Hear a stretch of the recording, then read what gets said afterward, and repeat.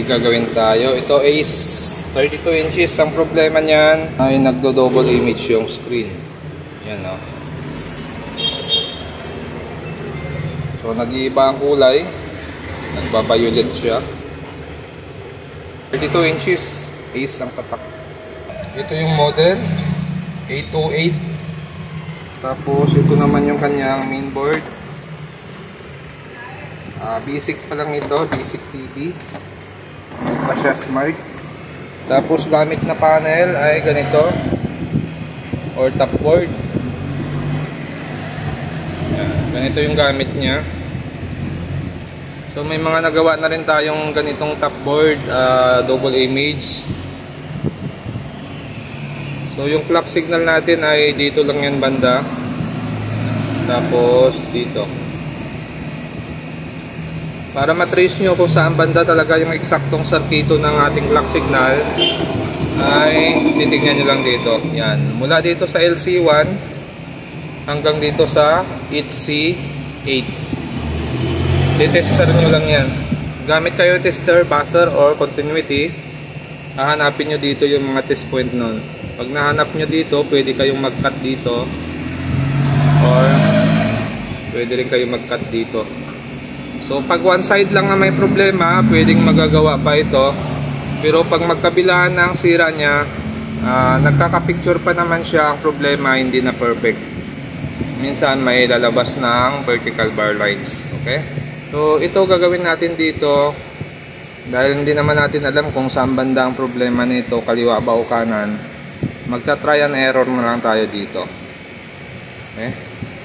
So dito tayo una titira. Mas madali dito magbalik kaysa dito. Hahanapin natin yung circuit dito. Ilinisin muna natin, tanggalan muna natin siya ng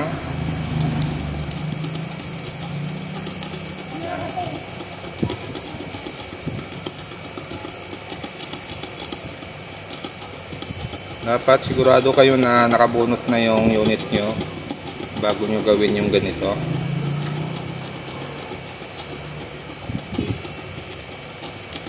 Kasi pag kinat nyo na tapos saka nyo linilinisin, lumalaki yung hiwa. Pero pag nilinis nyo muna yung takip ng circuit natin, saka kayo maghiwa.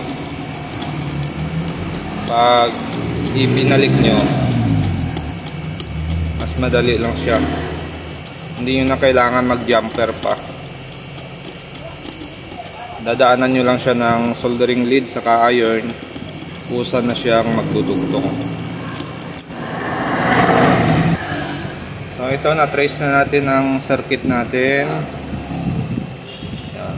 Dito yung clock signal natin, 8. Tapos 7, 6, 5, 4, 3, 2, 1. Yan. Tapos ito naman yung LC1, LC2 natin. So ikakat natin to hanggang dito. Yan. Tapos titingnan natin kung magno-normal. Pag hindi, lilipat tayo sa kabila. So ganito lang talaga ang gawain ng cutting method.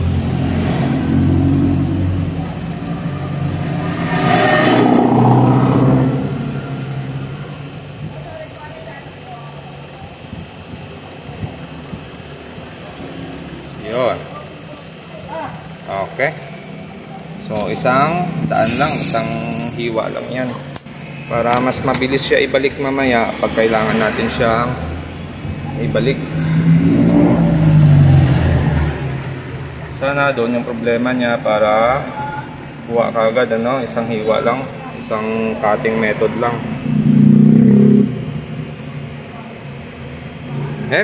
Kuha agad yata ah. Parang nag-normal na siya, no?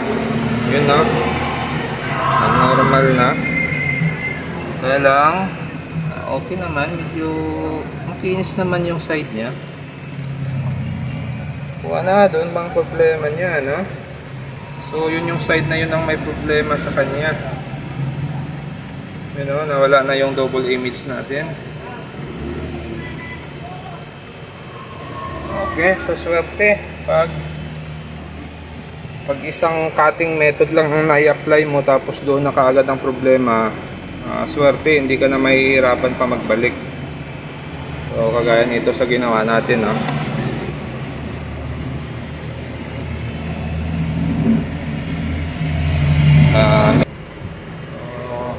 Pwede na.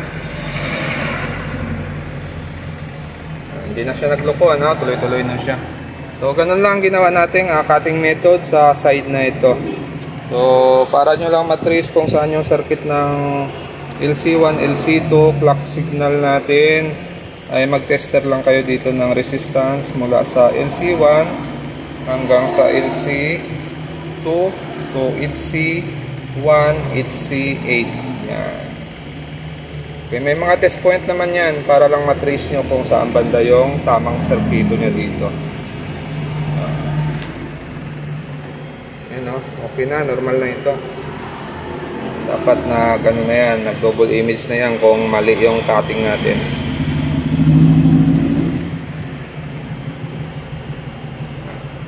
Okay.